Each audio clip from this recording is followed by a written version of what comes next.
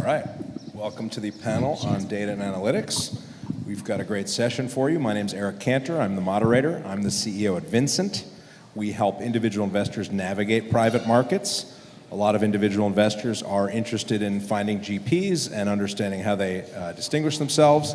Obviously, use of data tools is one of those ways. We've got 4 extremely talented GPs represented here. We're going to have a 30-minute deep dive into this topic. Should be very interesting. Why don't we start with brief intros? Intro yourself, your firm, and just your general approach to analytics.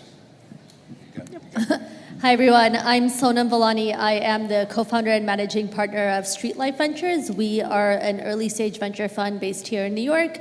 We invest at the intersection of cities and climate. So that means anything related to decarbonizing or adapting the built environment and urban infrastructure. We partner with cities, infrastructure groups, real estate firms to help early stage companies deploy their products, either the physicality of the built environment or through technology systems if they are software companies. And we also run a huge climate tech community platform called Climate Tech Cities, which is about 25,000 people. It's the largest place-based climate tech community in the world. And the New York chapter, we're proud to say, is very big, about 13,000 of those folks. So a very active ecosystem here in our backyards. First of all, I just want to say thank you to Vestbury for organizing this and for having us. I'm really grateful for this opportunity. My name is Radhika. I'm a senior data and AI scientist at Lightspeed. I've been there for almost 3 years now. Just for some context, Lightspeed is a multi-stage global VC firm that's been around for 25-ish years, and we manage about 30 billion assets under management. We got our start investing in early stage, but now we invest across all stages and multiple different sectors like consumer, enterprise, healthcare, and fintech. We are also major investors in AI. We've been doing that for the past 10 to 15 years and deployed around 3 billion over 100 different companies. And we're super bullish about the potential of AI and how it can transform the world. Hi, I'm Erica Van. I'm a partner at Intel Capital. We're a global multi-stage firm that focuses on early stage, but technically does all stages. We invest in all sectors across China, Israel, Europe, and the US. I'm on the US team. And we've been lucky to be investing over 35 years. Thanks. I'm Nina Jane. I'm a partner and the CFO at Armory Square Ventures. We're an early stage fund investing primarily Series Seed and Series A. And we look primarily at companies in underserved markets. We looked kind of northeast to Midwest, although we also do invest in New York, and we have people here as well. Great. So you see we've got 4 practitioners from different types of firms who have a lot of knowledge. So why don't we start pretty high level? Venture is known as an art, not a science. So let's dig in and find out, how are you actually using analytics and data in your practice? Why don't we start with Nina on this one? So we're trying to do a better job of getting data up front on companies. We invest early stage, so there's not a whole lot of data out there.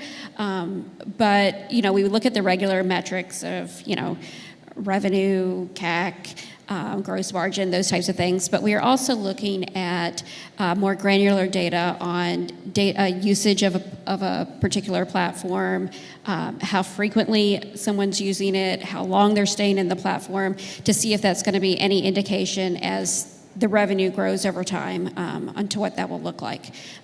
We're also starting to use some new tools such as Signal, which kind of is supposed to give some insights on founders. I think it's particularly helpful for very early stages of, it kind of shows people that have left, say a Google or something like that, and they're starting something, they may have something in stealth mode, and it tracks some of their metrics, which I know a couple of people have mentioned earlier in the panel about looking at people, how do you assess a team, and it kind of goes and looks at some of those analytics. So.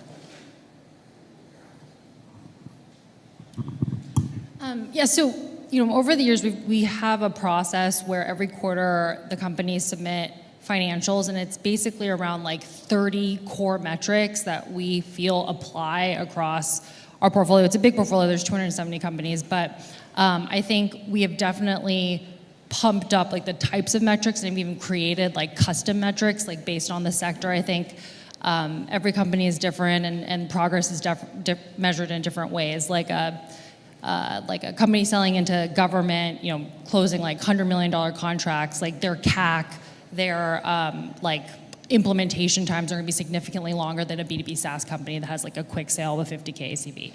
So it's definitely become a lot more. We've asked for more data, aggregating it into our system, which is half homegrown and half Power BI, and we are integrating some AI tools. But I think every venture firm after 2021 was kind of like shaken up after the boom, and then there was kind of the crash. So there's definitely been like a focus on data collection so we can monitor, help, and help just like flag anything that can come up within the portfolio.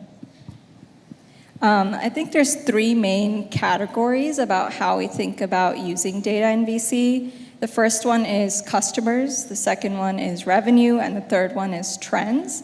So each of these categories can be broken down and you can like expand on that. But with customers, what we're kind of interested in looking at is how are you adding more customers? Are the customers that you have using the product, is it sticky month over month? Looking at their interactions with that. And then we have revenue, which is just how much money are you making? Are you growing? Are you keeping the money that the original customers were paying? Are they, dipping or increasing? And the third one is trends. And this one I think is really important because you can look at a company in isolation and maybe it looks great, but you really want to know how it's looking relative to its peers, relative to the industry. So you want to benchmark that. You want to provide context. I think one of the things that you need to work on with data is like there's always a bigger picture, and so you want to understand how a particular piece fits in with the more global scale. So that's kind of like the main three categories that we look at. But I think if you had to boil it down to one word that's important, it's retention. And so figuring out how to extract that particular signal is where we spend the bulk of our time. Yeah, I think for us, the data collection process starts at the very beginning of when we even hear about a company. So we standardize our intake across the board. Even if any of you send me a company, I'll make them fill out the same form that I make every founder fill out. And I think for us, that actually reduces bias. There's a ton of that in this industry. So how do you actually ensure that you're giving every company a chance, right? And I think that's just an important firm value that we have. So we get a ton of data just through that process of folks filling in our forms, thinking about who we're actually attracting to our firm. We have metrics around gender and racial diversity that we're very proud of. We have obviously 5 categories that we invest in: buildings, energy, mobility and logistics, waste and water, and adaptation. So we want to ensure that we're getting good deal flow across all of those different sectors, what the climate impact might be of particular companies, et cetera, et cetera. Once we have all of that, that's when we decide sort of who to talk to and where to dig in further. And as a part of that, we also look at three sort of categories. These include feasibility, viability, and desirability. So feasibility is all around what is the technical risk of this company and where are they relative to their peers on the technology readiness scale, and how quickly can they grow to commercialization. What are some of the regulatory challenges that they may be facing? And we have a bunch of databases around local regulatory issues because climate, at the end of the day, is a very heavily regulated industry. On the second category on viability is all around unit economics, right? How are you actually going to build a profitable company in a very complex urban environment, which is where we operate? So, a number of my colleagues talked about growth rates, CAC, gross margins. We look at all the same sort of values. And then the last piece is around desirability. So are there other human beings in the world who actually want to buy whatever it is that you're building, and at what price point? And that's where we do a lot of work with our founders on what are your revenue metrics, how are you thinking about growth, what does your pipeline look like, testing, A/B testing on pricing, et cetera, et cetera. Interesting. So let's double click on Radhika's answer, just since it seems like you're the deepest integrated with your portfolio companies. How do you balance, like, the industry moves real fast, things are changing hour to hour, it seems, but you're dependent on these third parties, your portfolio companies, to like get data into your system. How do you go about that? And what are those integrations, if there are any, like? No, that's a great question. So it is a journey. There's no like one answer to this. So what a lot of our process looks like is taking in the data from the portfolio companies and then getting our third-party data and kind of just like helping ourselves paint a picture of what's going on. And then a lot of that has to do with, integrating with our investors and getting their perspectives on what they're seeing. And so that's kind of how we do it. I know it's a bit of a journey. I don't think that there's like one really clear answer to this, but there's a lot of experimentation. There's a lot of like data evaluation, a lot of like internal models that we try to build to scale up for this. What about you, Nina? What are some, let's say, red flags that like suggest to you that there might be some challenge with one of these companies in the analytics you're seeing? So I think some of the early red flags that we've seen are if somebody from the management team leaves, which is not big data, but if other employees are leaving, if they're not progressing on their pipeline, if their innovation stalls. Those are, the revenue, the growth, all of those things are kind of, we all get those numbers and it's easy to see that. But I think there's some other leading indicators, and I think the leading indicators are going to be different for each company, but to track those leading indicators of growth so that if you see something is maybe not quite right, something is probably definitely not right. So, and I think it's looking at all the data together and creating a story, and knowing what it means. I think lots of times we fall into a trap of we have, budget actual, something's different, and you look at it quickly and you move on. But I think it's looking at all of the data and all the metrics together to see what it's really telling you. What about you, Sonal? Yeah, I agree on sort of management changes at the company level. I think some of the other things that we look for, every company has a pipeline.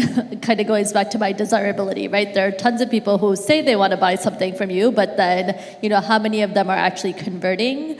And early signals where we see that conversion process, particularly from pilot to sort of full-scale contracts, is slowing down.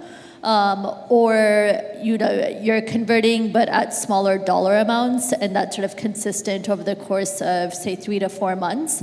That's when we'll often step in and ask kind of, what is happening within this space, and is the buying behavior actually changing on the customer side, right? So say you're a real estate developer in New York, you're buying some technology to decarbonize your building because you're trying to meet new local regulations in this space.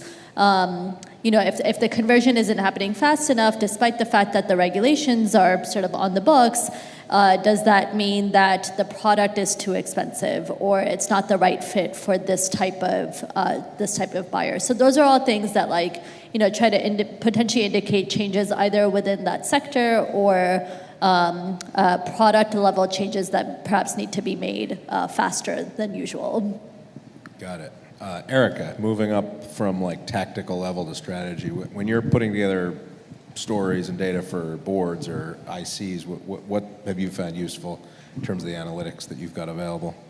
Yeah, so I'll talk about ICs first, and I'll talk about boards. So obviously for our investment committee, this is for a new opportunity where we're assessing, where can we make alpha, where can we make the 10x, is this the company that we pick? So it's a pretty general template that we have that has 10 sections, so everything from market thesis to financials, pipeline, team, product, forecast, sensitized pipeline, and all the core metrics that we track, just to make a call on a company that you've probably known for a couple months that you're trying to make a bet on.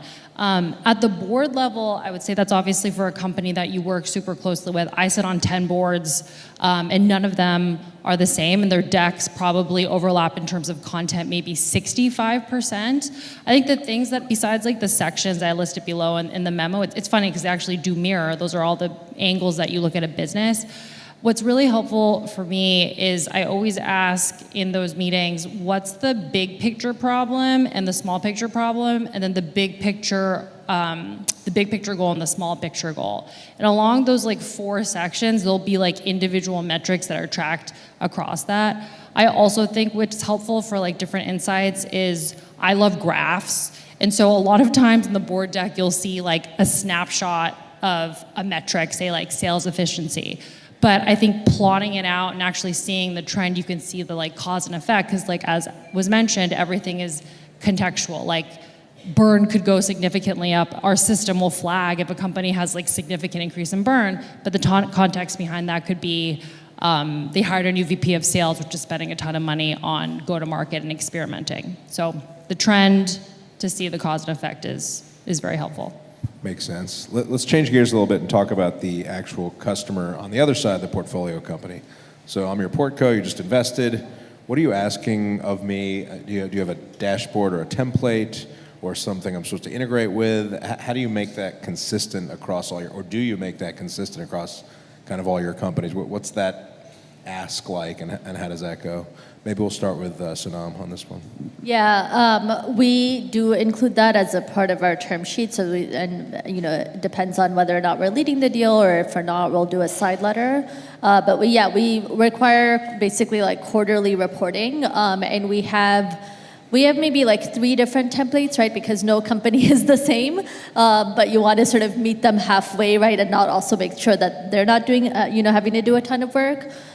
So we try to integrate that. We also try to use, the earlier panel was talking about sort of just AI tools and integration tools more broadly. So if they are sending us emails or updates on how the company is doing, we try to actually just pull that information, pre-fill the template so that they can, it makes it easier for them. But again, right, we're asking a lot of the same questions in terms of consistent data around your revenue, your growth, OpEx, right? We also have a lot of hardware companies, both in our portfolio and of course across the industry. So another thing that we ask for that's maybe not as relevant to sort of a pure B2B SaaS company is information around how they're thinking about their capital stack.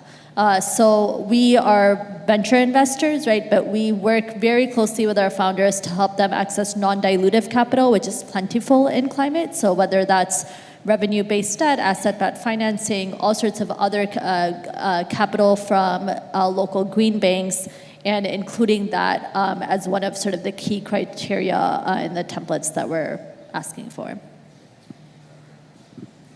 Yeah, so we also do have some templates that we send out, and those change based off of the sector that we're investing in. But another thing that we do is quarterly reporting, as Sonam mentioned, but we also track for that same company time and time again. So that makes it easier for us to like kind of map, like you're saying, maybe like each company will call the same metric, just slightly different, so it's like kind of mapping that one-to-one. And now we're also kind of using LLMs and AI to help us map those and help standardize those metrics into something that's usable and more like repeatable process. I mean, my answer is the same. We actually require it in the docs. And I think, obviously, like every quarter when we get the financials and the metrics, like that goes into our system. I think like getting the portfolio companies to actually submit them, I think like as a board member, what is like in a way that you can actually like show, if you can show impact looking at the financials or the metrics and actually calling out something or like finding something that like sticks out because of the data that they presented to you, that also then encourages them to actually elevate and like give the best and accurate data to you, because the whole point of like having an investor on the table that like you trust is going to call you out on stuff but also like support you is to be able to like bring insight to the table that they may not know. So a balance of like getting the right data, and again, if you can bring like strong insights to the table, then they'll be more encouraged to do that. No one likes pulling metrics. It's a pain in the butt for every startup every month, but have to do it. So a couple of years ago, we started using a platform called visible.vc, and it's okay. It's not great. I'm actually excited to kind of demo Vesperi because I think it probably does a lot of the same things better that Visible does. But we have templates set up for each company, so it automatically reaches out to the company, they respond, they can upload documents, and it's very consistent, creates dashboards automatically, so that saved a ton of time in like getting the data, looking at the data, because there's nothing manual to do because it's in a database. And I found that companies respond much better to that email than they did to my email when I was asking them over and over again for the same thing. So I'm not sure why, but it makes things so much easier from an administrative point of view. It really takes the time out of things. And then as far as, I think getting the insights is still hard to do. So what we've done on some things is we'll take, documents that we're getting from a portfolio company. Some are going to this new Amazon kind of memo style, and anonymizing that data, putting into LLM, and then asking specific questions that kind of pulls it. The LLM is kind of able to pull some highlights from it that are a little bit different than what you would get in the board meeting. And sometimes it's kind of interesting because it kind of picks up things that are written versus things that maybe that you heard. So that's been helpful sometimes as well.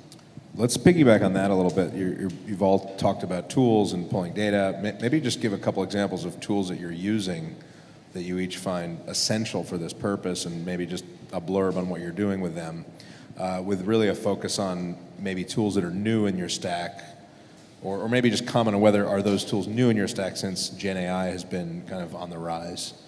You want to start it? Sure. So we're looking for tools currently.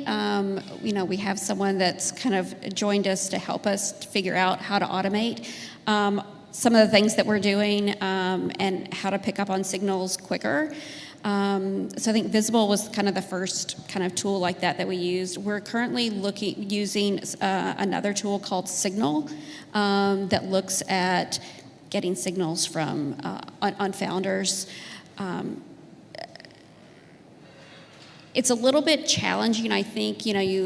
Some things you can like get an agent and it's automating things. I find a lot of what we're doing, especially maybe being on the smaller side of the fund size, is that like I don't feel like there's a whole lot of my day that can be automated because it's so different and it's so dependent. So if anyone has any additional things, I'm all ears. And we have like the standard stack of like PitchBook, CapIQ, Crunchbase. We love Affinity and all the new AI features that they have, like the note taking and the insights from conversations, insights on deal documents. I think other things that we're starting to implement are like Harmonic, which is a very interesting system that tracks a lot of signals. I think one thing that we've recently started doing a lot more is like mining Tegas. Tegas is an expert network company, and actually the transcripts and the diligence calls in there actually have a lot of really valuable data that we've been using for benchmarking our portfolio. Yeah, I mean, we also use a lot of the same tools that were mentioned before, but we also store a bunch of data in the cloud, and then we're using that to kind of pull other insights that we would want to see. We have a private LLM that we use, and a lot of our work goes into kind of integrating data from all these different sources into one single source of truth so we can do other cool things with them. So yeah, cloud, LLMs, and now we're just kind of experimenting more with AI, kind of stepping into agents and just seeing what's cool, what we can experiment with that. I think we're going to wrap up soon, but yeah, very quickly, ditto on all the above. We use Affinity for our CRM. We have a bunch of integrations.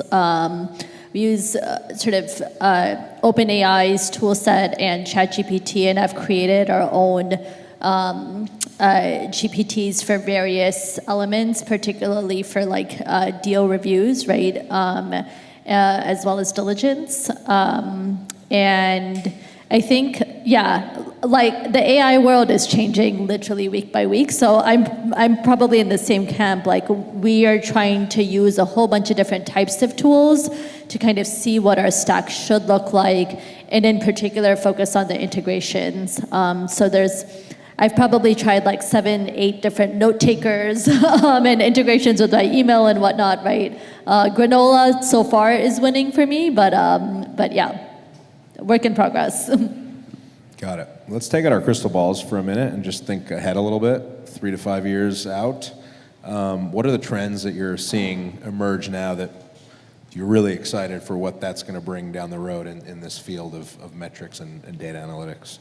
Why don't we start with Nina again to give you a chance to think of your answer.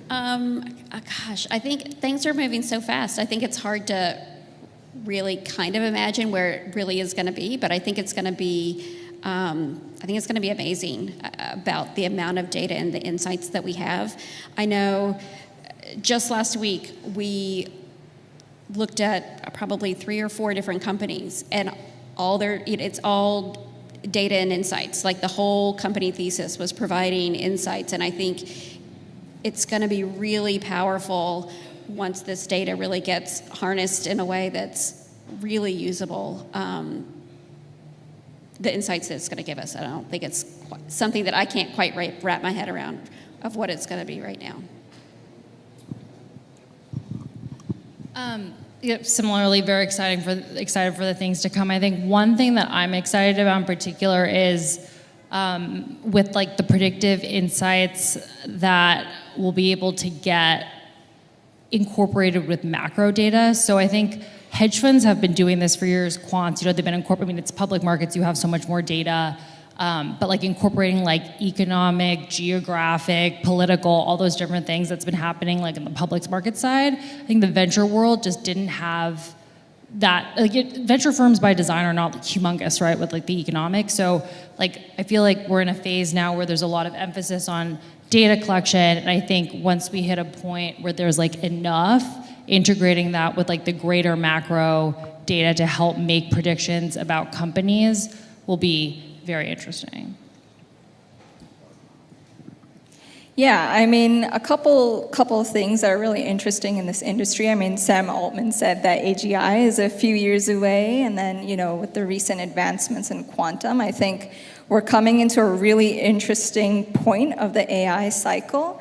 And I think what this means for VC is that data is going to continue and become a really, really integral and great partner in making the best decisions. So I'm really excited to see how we advance, but I think we're at a really critical turning point that I think is just going to change how we approach everything, basically. Yeah, I couldn't agree more. And I think especially on, as the industries that we all invest in are also rapidly changing, data specifically around what's the white space in the industry, right? In climate, we always say about 70% of the technologies that we need to actually reduce emissions exist, right? It's more about scaling them.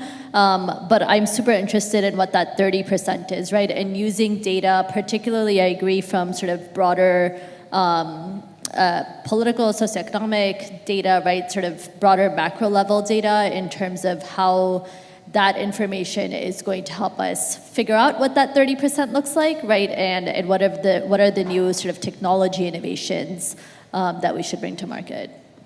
Great. This has been a really interesting chat. We've got to wrap it up. We've got a big red light flashing in our face, but thank you to our panelists. A great set of insights, and we'll look forward to tracking this, see what develops over the next few years, and hopefully it plays out in the way that you want it to. It's definitely going to be interesting. And let's go Knicks.